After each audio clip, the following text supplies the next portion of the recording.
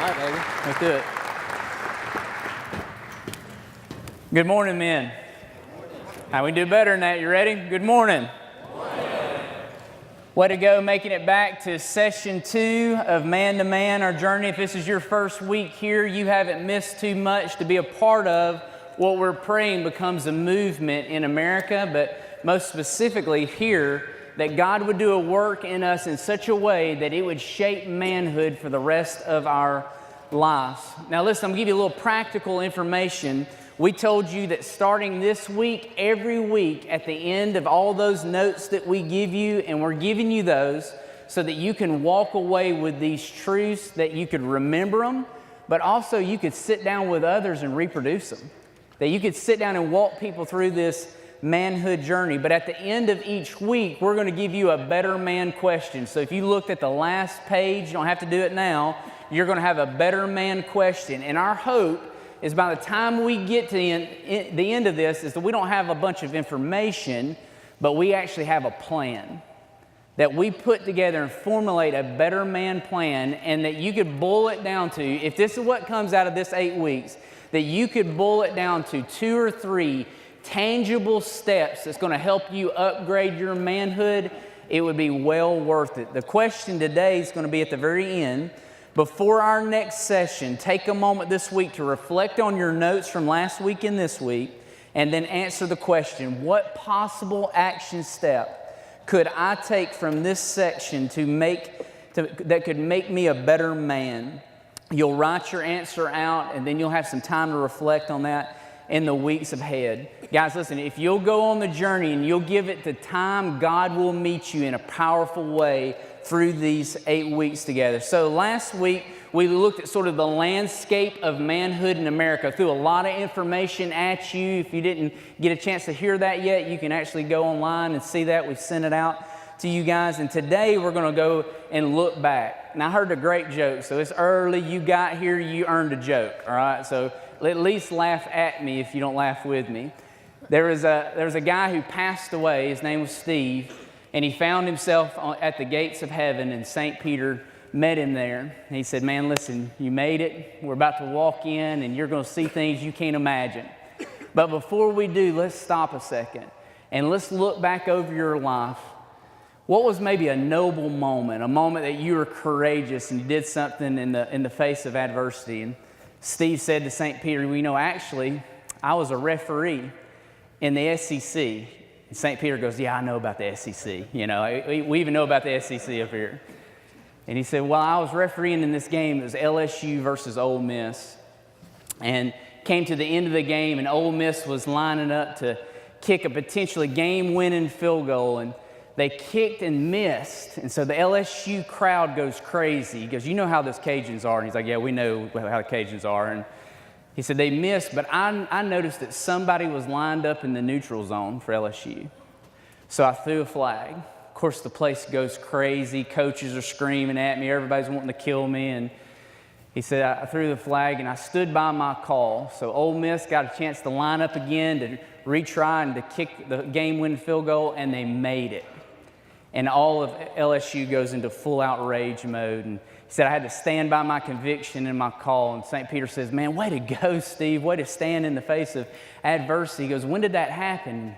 Steve said, oh, about 5 minutes ago.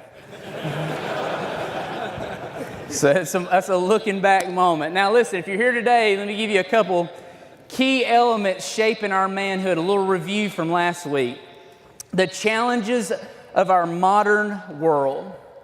Here's some challenges we're facing. A little review before we move into this week. The loss of a common manhood vision. We asked the question last week, can manhood be defined? Meaning, is it ethereal? Is it sort of transparent? Or can manhood be seen in such a way that steps could be taken? And what we promise you is this, it can be. That what we're hoping to find in these weeks together is a working definition of manhood. Another problem is a weightless manhood. We talked about the absence of dads in the lives of men in a lot of ways have created this weightless manhood, meaning that the scripture says that the glory of sons is their fathers. That when we have a tangible male presence in our life, it gives us some weight.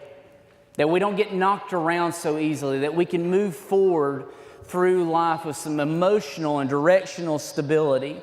We talked about last week a radically changing social landscape, that there is so much confusion out there. There's so much fog that most men don't know which way to turn, where to go, what it means to be a man. Lies that men believe about themselves. I should know what to do. If I tell the truth about myself, I might be rejected or shunned or become the outcast, and that most men, and I would probably say every man, believes some things that's not true about themselves and it's not true about manhood. All those things are sort of setting the landscape for where we are. Now today, we're not looking forward. Today, we're taking a moment to actually look back. Today, we're going to look back into our personal life. So not what's out in front of us, what's actually behind us. And here's something we got to know, men. To have a better manhood, we've got to unpack some of the weight from our past. We respond to things in our present because of things that shaped us from our past. So much of what we do right now, much of what we feel right now, listen guys, much of what we believe right now is actually not happening right now. A lot of things that have formulated the men that we've become, that sort of shape the edges of who we are, is actually things from our past. It's concealed in our soul, carried into our future. So here's the day I want to say is that we need to embrace the challenge of our past. To connect the dots, to see where we've come from and where we are. Greek philosopher Socrates once said that the unexamined life is not worth living. You hear that? The unexamined life is not worth living. It could be said that the unexamined manhood is hard to live. To not actually have a grasp on the landscape of your life. Not just sort of out there, this is where manhood is, but where is my manhood at? What shaped it for me? Have you ever been asked by maybe a wife or a friend, why do you act that way? Why won't you tell me how you feel? Why do you work all the time? What's driving that passion in you, or even that desire for affluence or to climb ladders? What do you actually feel about those things in your life? And listen, here's the truth, guys, that I find with most of us. Men have a hard time articulating what's going on underneath the surface. Men have a hard time actually boring down into the center of our soul and finding out what's coming out. Minimizing or ignoring the impact of our past undermines our present. Minimizing or ignoring the impact of our past often undermines our presence. And so I believe, guys, that it's going to take a lot of courage in this room to change. It's going to take a lot of courage in this room to go down to some places in our soul and see what happened there, what shaped us in that moment. Now, to look back into our story, here's the truth. Everybody has a story. Everybody in this room has a story. Now, most of us have a hard time getting a grasp on our story. Most of us in this room haven't actually sat down and told our story to someone. And the truth is we need some help even formulating our story. We need people to ask questions to help us discern parts of our story, to really unpack it. What I want to do for a few moments is to sort of unpack mine a little bit, not the full story, not all my life, but to give you some little snapshots into what things shaped me, and also a model for you. So growing up, I was born March 31st, 1981. You're like, bro, you're starting at the very beginning. I'm going to move quickly from there. Gregory Kyle Reno. Go ahead. All right. I was Gregory Reno the first day of school every day. And I'd be like this, I go by Kyle, actually. Part of my story is that I've actually graduated high school twice. One time because my mom was a senior in high school when she had me. So she was 18 years old. My dad was just turned 19. years old when I was born. And my mother always said, well, we planned you. I was like, when'd you do that? Like at homeroom? I'm like, I'm all right. Like, I know God had a plan. You can't tell me you had that much of a plan, all right? But my parents did some courageous things in those early days. My dad went to work. He went to work and started to work for Flowers Bakery Company. He had a bread route and he worked hard. I actually got a picture of my dad. That's a fro, by the way, all right? That's what he's rocking out 1981 style. And it looks like a kid holding a kid, doesn't it? To give you some perspective, I'm about to be 38 years old. It would be like me standing here with a 20-year-old son, one of you college students. So my dad went to work, worked hard, and when I came home from the hospital, sort of give you what it looked like for me. I was born in Alabama. I say Birmingham because where I'm from, you couldn't find on a map. One blinking light still doing its thing. I came home from the hospital to a trailer behind my dad's parents' house on Reno Street.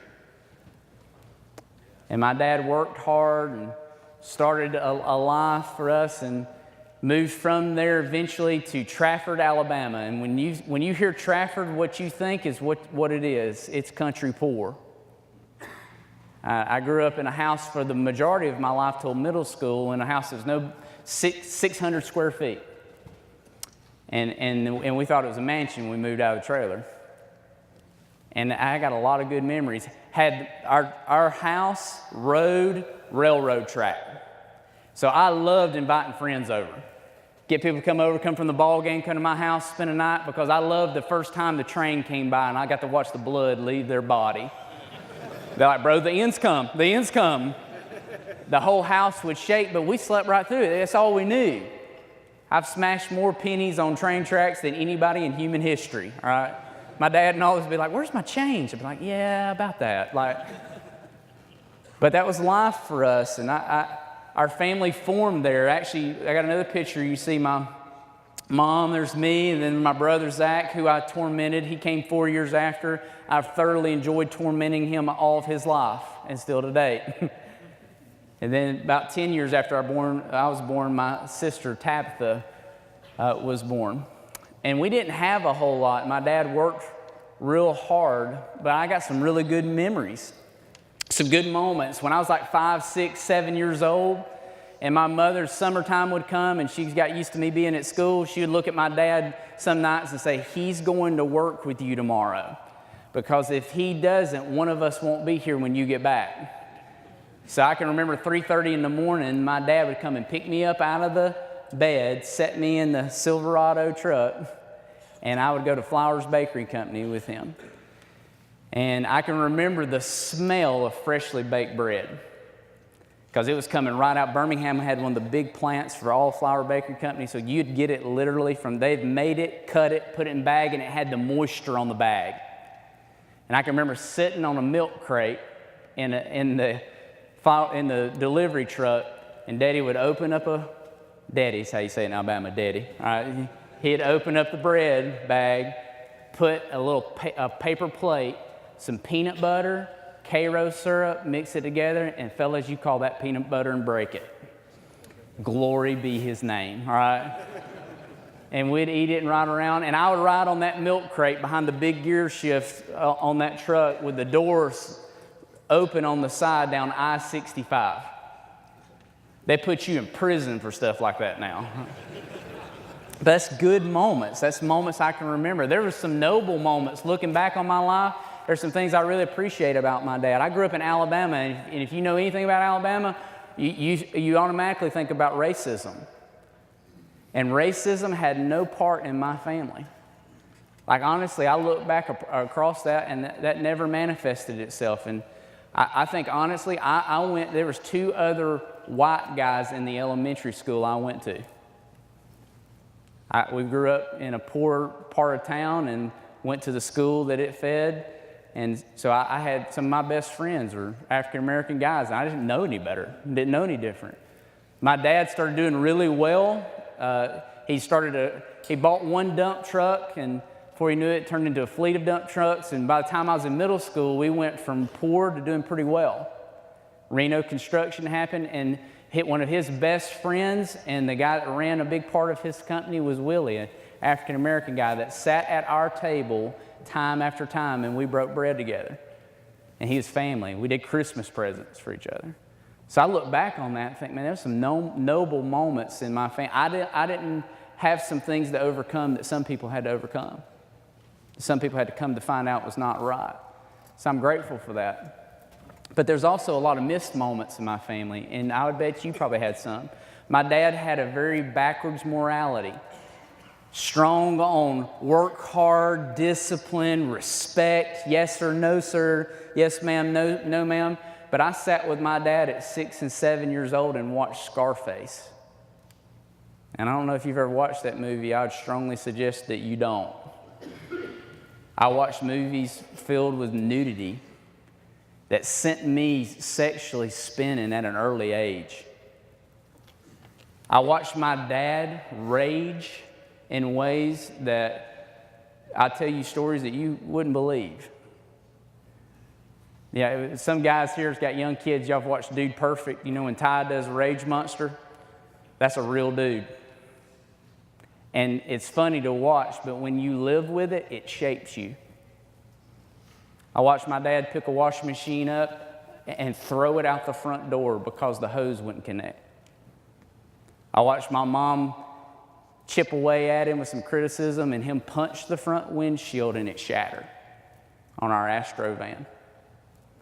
I watched him stick a pool stick through a door. I watched him, never physically abusive to us, but I've watched him tear a whole room up around my mother.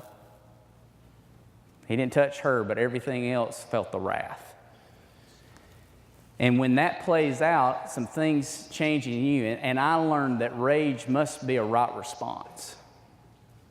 It must be a right way of responding to things. So there's some missed moments, and then there's some hurtful moments. My senior year, I drove down Reno Street. Later, my dad built us a house. And I met my mother coming up Reno Street, and she was driving like a bat out of hell. And I came into our driveway and walked up the steps, and my dad was standing at the bar, and everybody was gone. And I knew something had just happened. I said, "What's up? What's going on?" I'm 18 years old. I'm angry, honestly. I'm in the peak physical condition of my life. You know, I think I'm pretty awesome. And my dad begins to tell me that he's cheated on my mother. And what I didn't know until that moment, and that wasn't the first time. And honestly, until that point, I'm the only person in Morris, Alabama that doesn't know. Everybody else knows about these things. And so for the first time, my dad and I got in a real fight. And the rage monsters met. And we moved some furniture around. Our relationship was forever changed. And that wasn't the last time it happened. It was the start of a year that was hell. And my dad left, and what remained was an angry 18-year-old. My mom was checked out emotionally, and I had all the freedom that no 18-year-old needs, and bad models for what manhood was. I spiraled coming out of that personally, part of my story. I spiraled. If I wouldn't have had sports in there to bring some stability, I probably died. But between that, I had alcohol and relationships with women that were terrible. And by the time I found myself at almost 19 years old, the preacher had handcuffs on him twice. I just made a lot of bad decisions after bad decisions. So that's a little part of my story. And guys, listen to me. That shaped some stuff in me. It changed some stuff in me that had to be unpacked over time. But there's also some defining moments in there.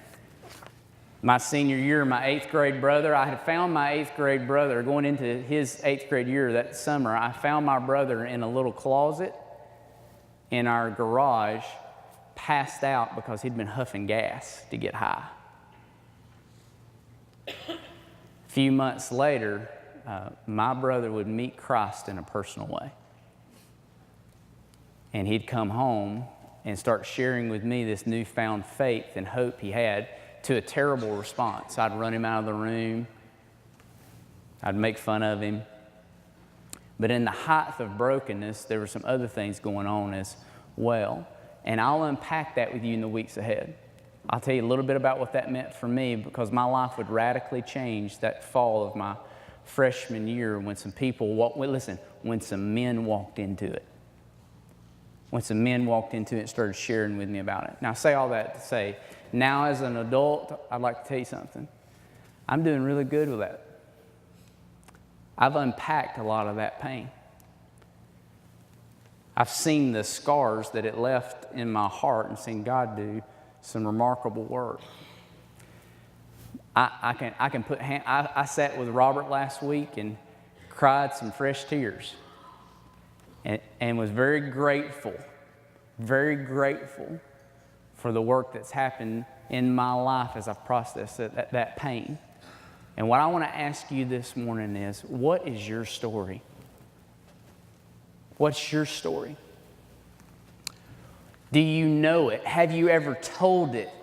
Many of us have never shared our full story. I mean, when you get past the facts, when you get past the information timeline to what you felt, what shaped you in those days, what moments were you abandoned or maybe found yourself lonely or shamed, or the opposite, that you felt loved and supported and built up.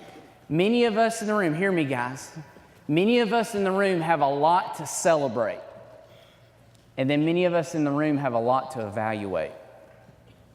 Many of us in the room have a lot to celebrate what's happened. Others of us have a lot of things to unpack what happened, the full story. So we want to help you get there. 2 action steps this morning. Looking back means that we're going to have to examine our past, examining our past. That means that you and I have to actually take the time to get a grasp of our story. A lot of us have suppressed it, maybe forgotten it, or trying to ignore it. But what we need to do is connect the dots between our past and our present. Be grateful about what things launched us well into life, and to be real about things that hinder us. Now, I want to tell you something. Nobody in here, and at no point are we going to promote victimhood. Or we're going to sit around and go, poor pitiful me, or all these things happen, and that's not about that. What it is about is to stop and say, hey, that really hurt. I really need some help. Hey, that really did something in me. I need that part of me I need to believe differently or find resolution in that area of my life to make better sense of why we are the way we are. And to do that, we're going to have to do some unpacking, engaging our trouble spots.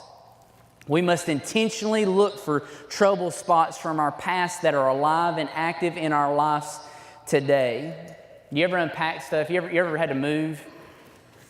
Come on now, you know what I'm talking about. Most men, it's something we avoid as much as possible. But if you find yourself in a moving moment, you get somewhere and you start maybe get stuff out of the attic, and you move stuff to another place, and you start unpacking, and you go, bro, I need this.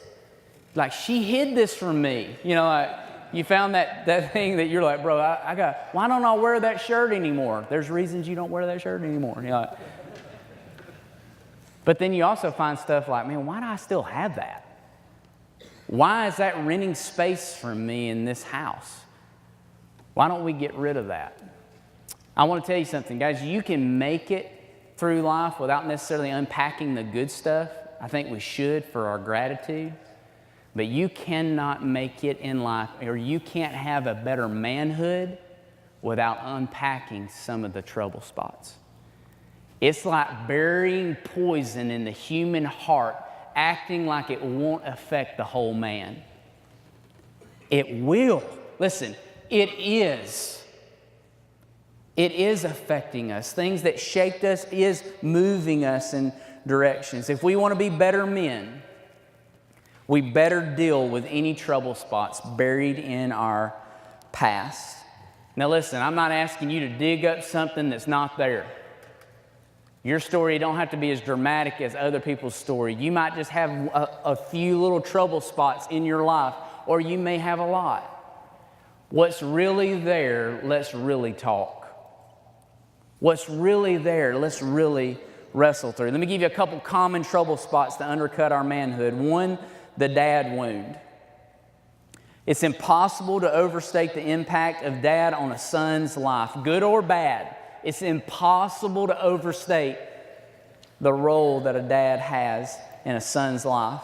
Whatever your dad was like, I want y'all to hear me. Okay, here's a moment. Lean in and look at me for a second.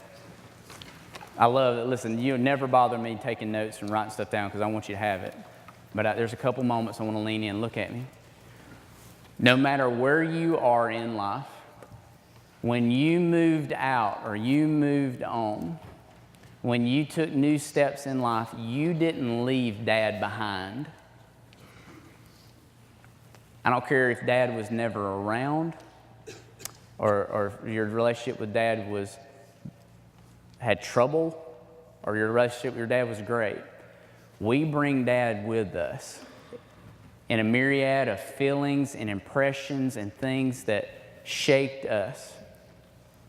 The question is, have we ever dealt with those things? Have we ever been grateful for maybe the emotional and directional stability your father gave you? Or have you ever recognized the ways that was harmful to you? Some men here have great dads. I pray that my sons will stand here. I know they won't have a perfect father because I'm not one. But I pray that I can launch them in life to the best of my ability and that God will meet them in the areas that I lack sufficiency.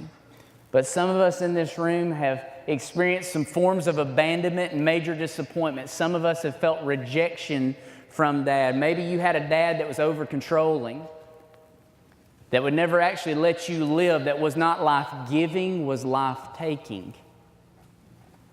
Maybe you got buckets of shame from your relationship with dad.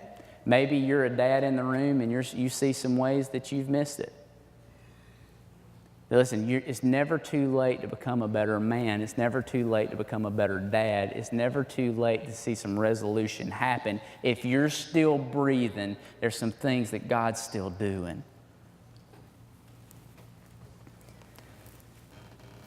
A lot of hurt in men's lives today is dad hurt. A lot of hurt in men's lives today is dad hurt. Listen to this guy. This is the leader of Everclear, a band back in the 90s. If you remember them, they're gone now. They wrote this song, and the leader wrote, I want you to hear the words. Daddy gave me a name, then he walked away. I will never be safe. I will never be sane. I will always be weird inside. I will always be lame. Daddy gave me a name, then he walked away. Daddy gave me a name, then he walked away. Think about this. Here's a guy that's reached the heights of stardom in that day and still felt the hurt that happened from dad. He actually used his platform to share his pain. It was bubbling out of him. It was bubbling out of him, and it came out in this song. We're naive to believe that we can just, listen, men, we're naive to believe that we can just power through this kind of pain. Any trouble spot that we unpack today, we need to start having conversations with others in the days ahead. That's one, the dad wound. The second is the lack of a clear specific manhood vision. Talked about that last week, weeks really 5 through 8. We will give you tangible. This is what manhood is. So it's more than mantras, be a man. It's more than just saying man up. Like it's actually, what is manhood? What is a proven manhood that actually works? Real manhood is taught. Real manhood is taught. It is a learned lifestyle. So important, guys, listen to me. It is modeled in men. It's talked about by men. You receive the skills from men and practice and apply it. If you've missed this instruction or parts, it become a trouble spot. Meaning if you haven't had a model of real manhood, or when you have, listen, a model of manhood that's not healthy, it becomes a trouble spot. Every one of us need to be taught what manhood is. Every one of us need to see manhood in action. Another trouble spot is unprocessed trauma.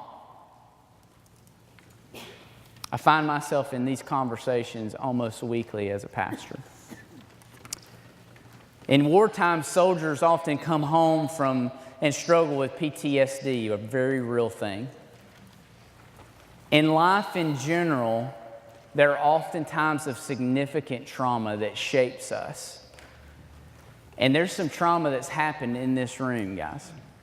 Some things that were experienced in your life. You may not see it as trauma, but it was a moment that did something in you. Maybe it was the loss of a family member at an early age.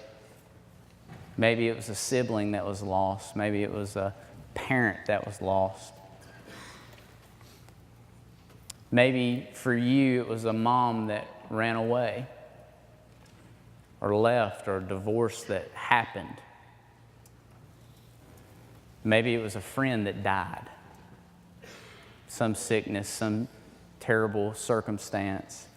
Maybe you grew up in poverty or shame.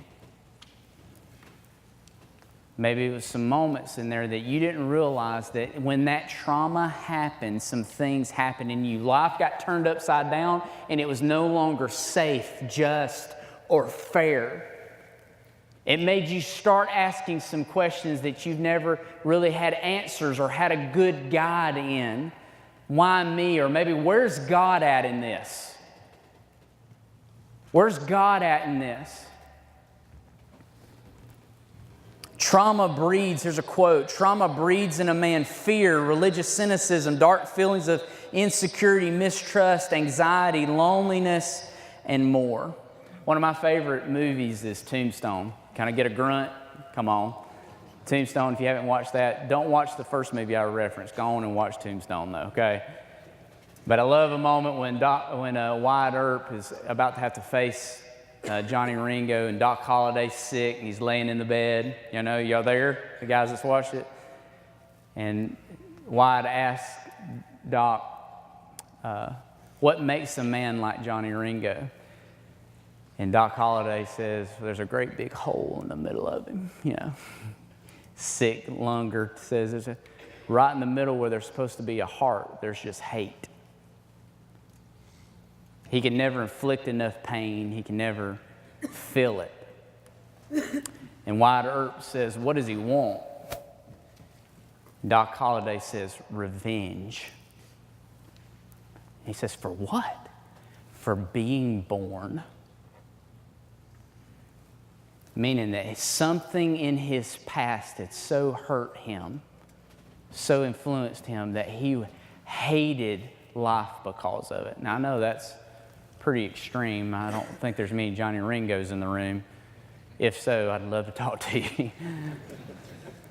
But don't think in any less way that we don't respond from some trauma from the past, and that some hatred boils to the surface. Some things shape the way we see the world. When we have real trauma, guys, listen, it breeds real trust issues. Real trauma can breed real trust issues in our hearts. And it has to be processed, and it has to be processed with people.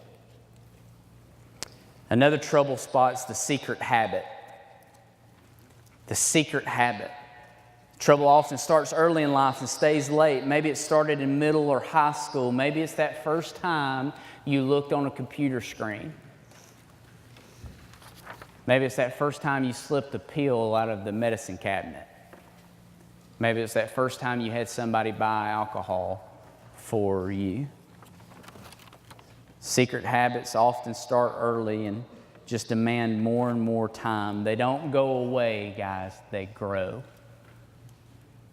They don't go away with age. They grow.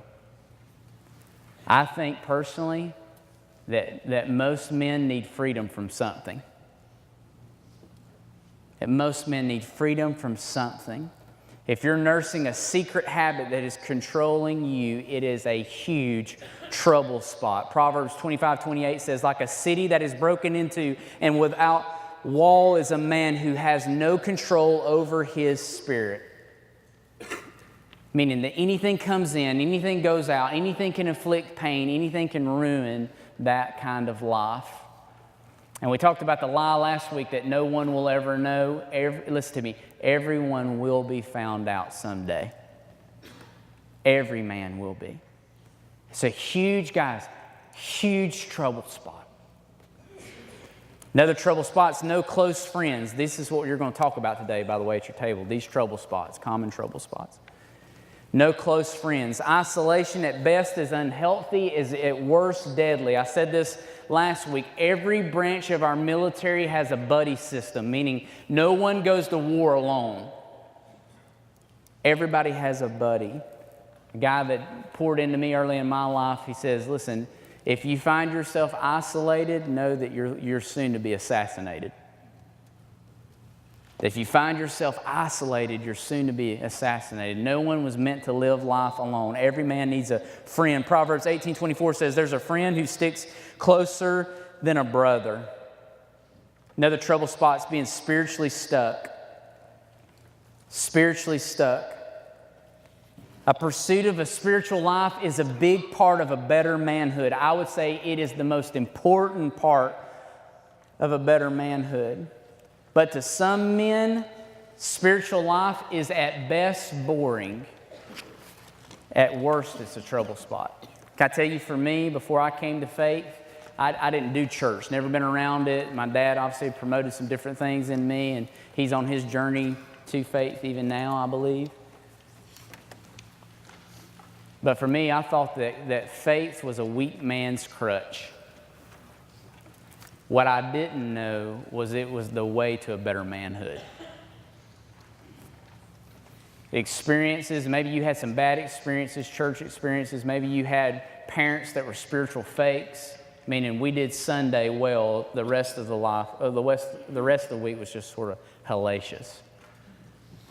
You had some things that, for maybe some places of pain that hurt you. I'm just telling you guys, without these questions, and God doesn't mind our questions.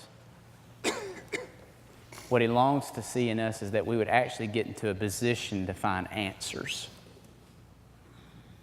to find Him in those things. So how do we address these trouble spots? A couple quick things. One, you got to name it.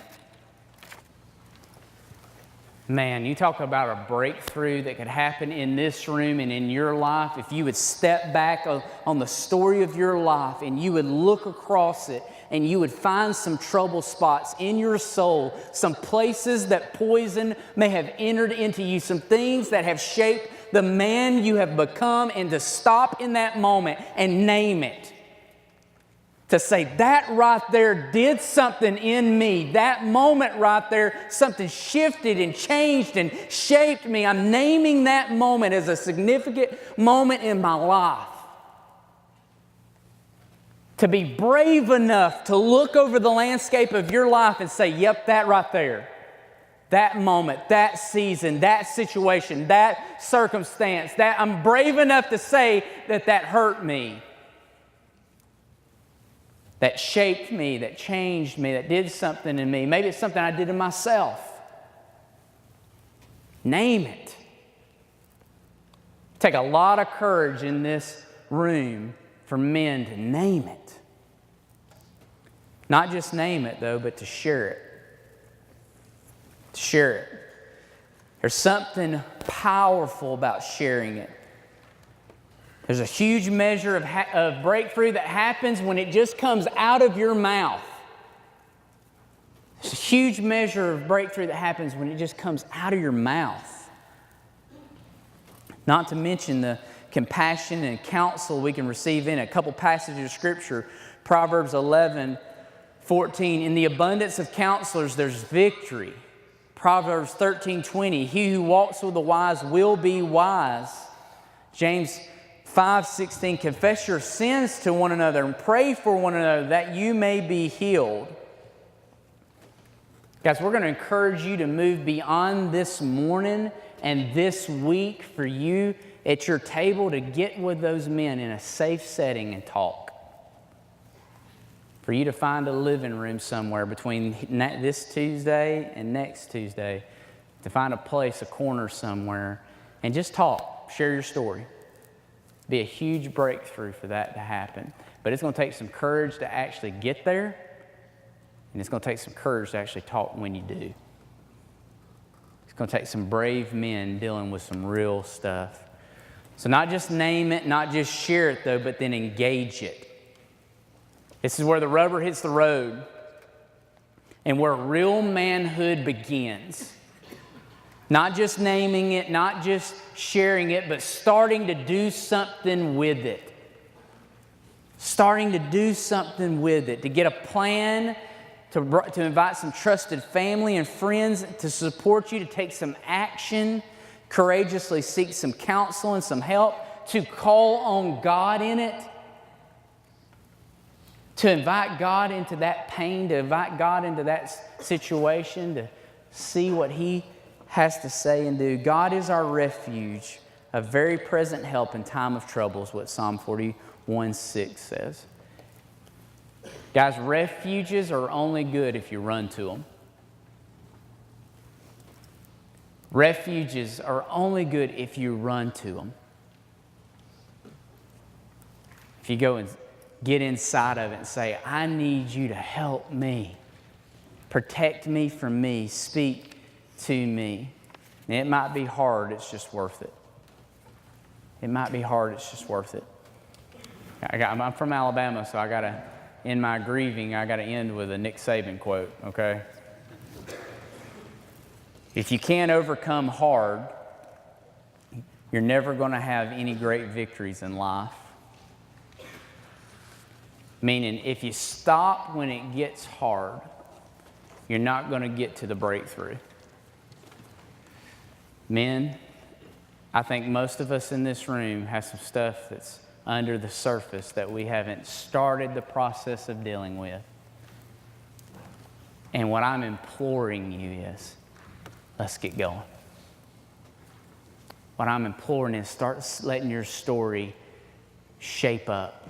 Get ready to share it. Get ready to name those trouble spots in it. Start believing in a better manhood that is out there for us. And right now we can begin that at your table times as you walk through those questions. And then beyond that this week as you sit down with new friends and start to share your story. Let me pray for us. Father, thank you for these men. Thank you for what's ahead. Holy Spirit, I pray for your help now, that each man would just begin to talk. God, I pray for your, honestly, for your peace and your presence around the table, and for illumination, for things to start to come to the surface. I pray it in Jesus' name. Amen.